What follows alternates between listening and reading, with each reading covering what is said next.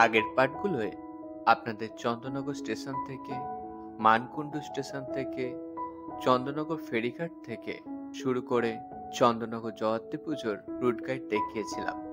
আজ শুরু করছি তালডাঙ্গা মোড় থেকে। যারা চুঁচুড়ার দিক দিয়ে আসবেন তারা এই পথ দিয়েই চন্দননগরে প্রবেশ করবেন।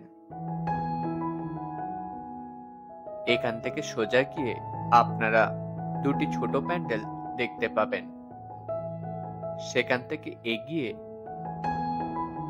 ডানাতের এই গলিতে পেয়ে যাবেন সুরের পুকুর গড়ের ধার প্যান্ডেলটি। তারপর একটু সোজা গিয়ে আপনারা পেয়ে যাবেন সন্তান সংঘ বা উত্তরাঞ্চল প্যান্ডেলটি।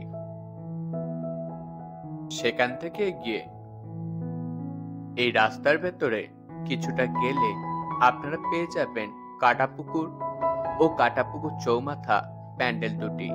সেগুলি দেখে আবার এই রাস্তায় ফিরে আসবেন।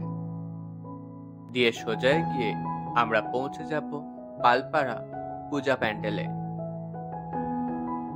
সেখান থেকে গিয়ে এই গলির মধ্যে পেয়ে যাবেন নাড়ুয়ার দুখানা ঠাকুর ও শ্যামখ্রিস্টন বাগান। সেগুলি দেখে আবার এই রাস্তায় ফিরে আসবেন। একটু এগিয়ে বাঁ দিকের এই গলিতে হেলাপুকুর পূজা প্যান্ডেল।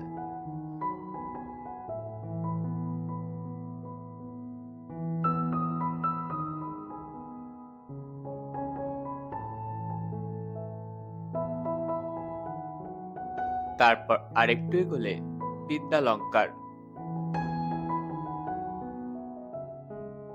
এই প্যান্ডেলের গা দিয়ে যে রাস্তাটা গেছে সেই রাস্তা ধরে আমরা সোজা এগোবো। দিয়ে দুটি ঠাকুর দেখে আবার এই রাস্তায় ফিরে আসব। এই রাস্তায় প্রথমেই পড়বে কলুপুকুর পূজা প্যান্ডেল।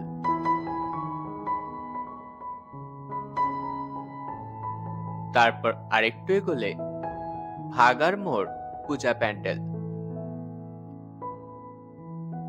এই প্যান্ডেলের উল্টো দিকের এই রাস্তা দিয়ে আপনারা সোজা গেলে স্টেশনে পৌঁছে যাবেন, কিন্তু আমরা ব্যাক করে আবার বিদ্যালঙ্কার পৌঁছাবো।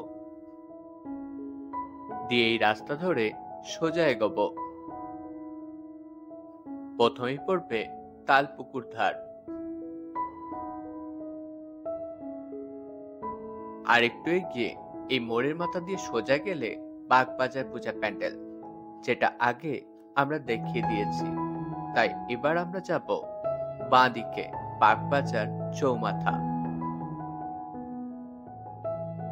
এই পূজা প্যান্ডেলটি আমাদের এই ভিডিওর শেষ পূজা প্যান্ডেল। এই পুরো রাস্তাটি আপনাদের পায়ে হেঁটে কভার করতে ৩-৪ ঘন্টা লেগেই যাবে। চন্দননগরের বাকি প্যান্ডেলগুলির জন্য আপনারা বাকি 5খানা পার্ট অবশ্যই দেখে নিন। Like, comments, subscribe my channel.